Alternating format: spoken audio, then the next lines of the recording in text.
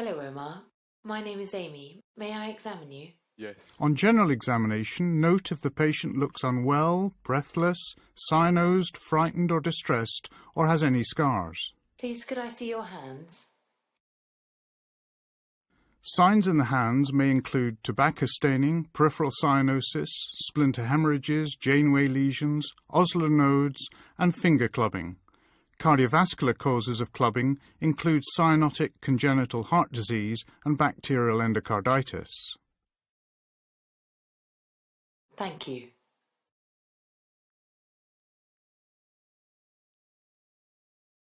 To examine the radial pulse, place the pads of your 3 middle fingers over the right radial artery at the wrist. Assess the rate, rhythm and volume. Count the pulse over 30 seconds and multiply by 2 to obtain beats per minute.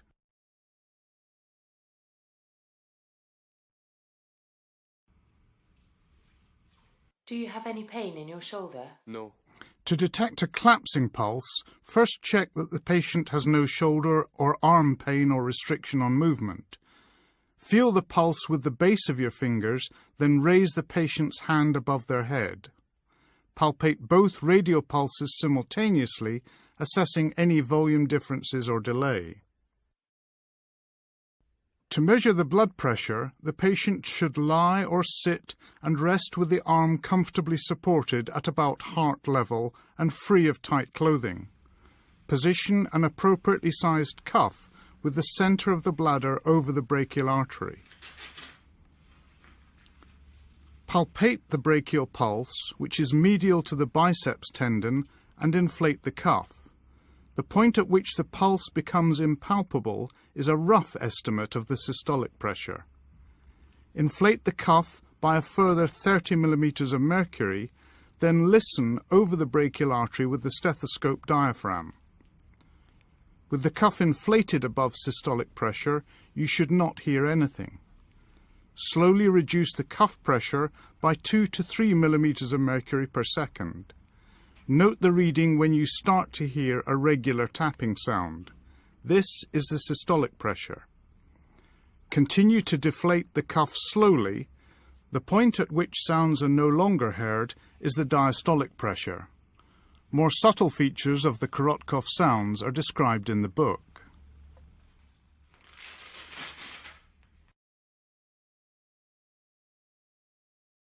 I'm just going to press gently on your neck. To feel the carotid pulse, lie the patient semi-recumbent. Only assess one side at a time. Gently place the tip of your thumb between the larynx and the anterior border of the sternocleidomastoid muscle. To look for the jugular venous pulsation, lie the patient supine at 45 degrees. Could I get you to turn your head very slightly to the left-hand side? Ensure the patient's head is resting comfortably to relax the neck muscles. Look across the neck from the right-hand side in good light. The JVP is the vertical height of the top of the pulsation above the sternal angle. Do you have any pain in your tummy? No. If uncertain, use the abdominojugular reflex or occlusion to identify the JVP.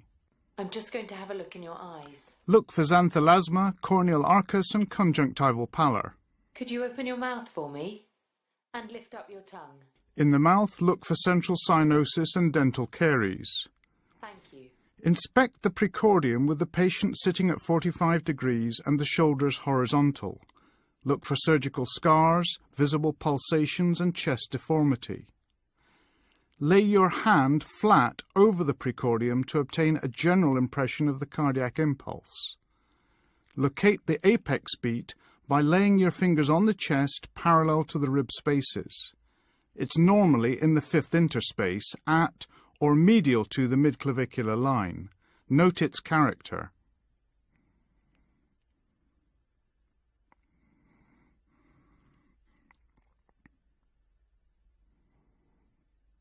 Could you take a deep breath in, breathe out, and hold? Feel for a right ventricular heave with the heel of your hand in the left parasternal area. Breathe normally. Feel for thrills with the flat of your fingers at the apex and both sides of the sternum. A thrill is a palpable vibration. If you subsequently hear a murmur on auscultation, go back and feel for a thrill in order to grade it. The stethoscope bell emphasizes low-pitched sounds such as the normal heart sounds. The diaphragm is better for higher-pitched sounds. At each site, identify the first and second heart sounds. Assess their character and intensity. Note any splitting of the second heart sound. Feel the carotid pulse with your thumb to time any murmur.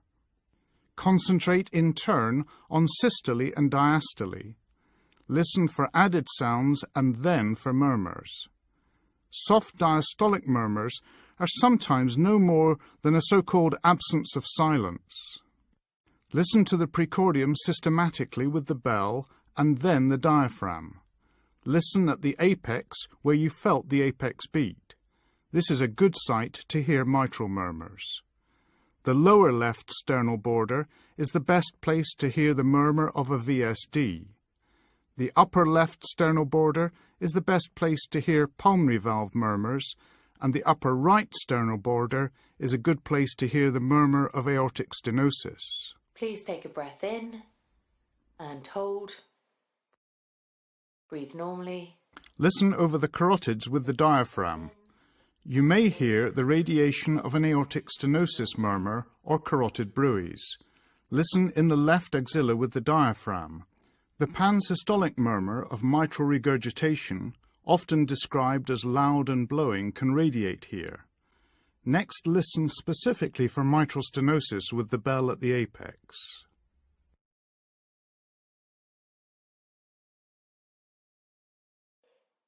Please could you roll onto your left-hand side?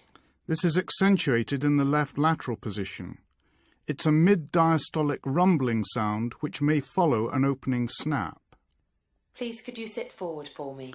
With the patient leaning forward, listen in held expiration. Take a deep breath in and out and hold.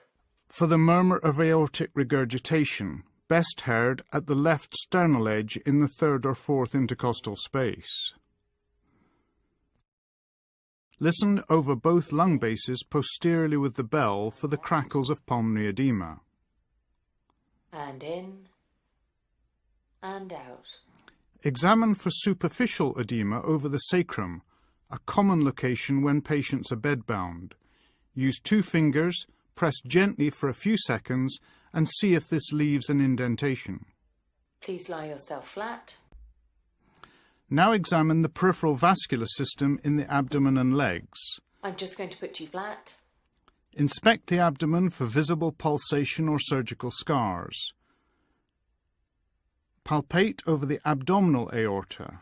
Remember, this is above the umbilicus. If the aorta is easily palpable, consider the possibility of an aneurysm. If in any doubt, arrange an ultrasound scan. A pulsatile mass below the umbilicus suggests an iliac aneurysm. Listen over the aorta for a bruit due to a stenosis. Also listen for renal artery bruits bilaterally. Renal artery bruits cannot be distinguished from those in adjacent vessels, such as the mesenteric arteries.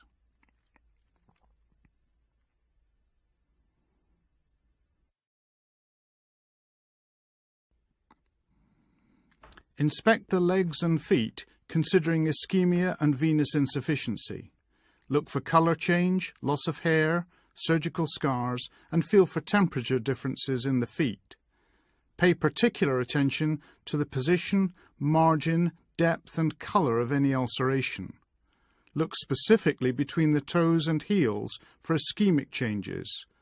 Also take care to inspect the balls of the feet, the heels, and their posterior aspects, which can be pressure areas in bedbound patients.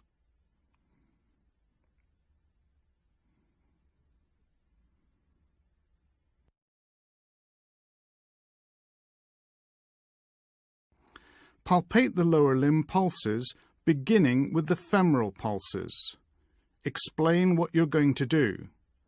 The femoral pulse is felt below the inguinal ligament about midway between the anterior superior iliac spine and the pubic tubercle.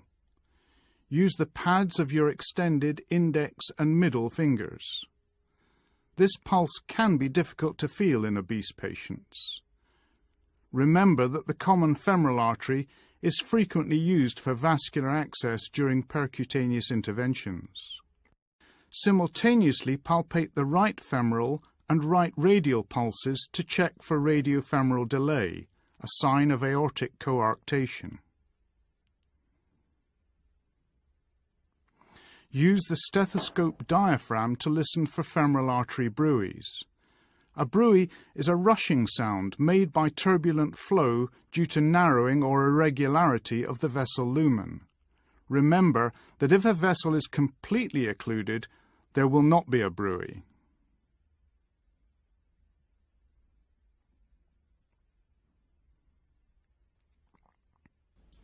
Next, assess the popliteal pulses. The patient must lie relaxed on a firm, comfortable surface. Flex the knee to 30 degrees. With your thumbs in front of the knee and fingers behind, press firmly in the fossa. The popliteal artery is sometimes difficult to feel. If it's very easy to feel, there may be an aneurysm.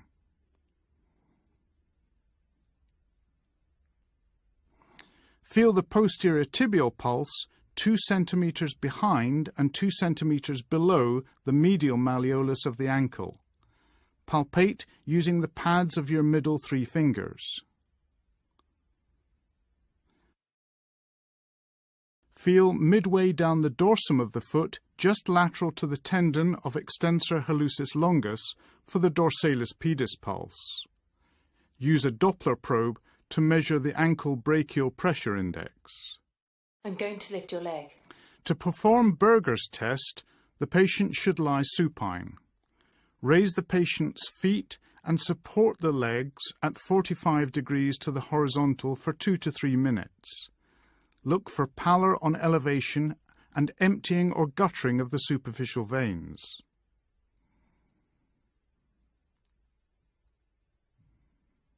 Can I get you to sit up and to swing your legs over the bed? Pallor on elevation, followed by spreading redness or reactive hyperemia on dependency, is a positive result, implying significant peripheral arterial disease. Thank you.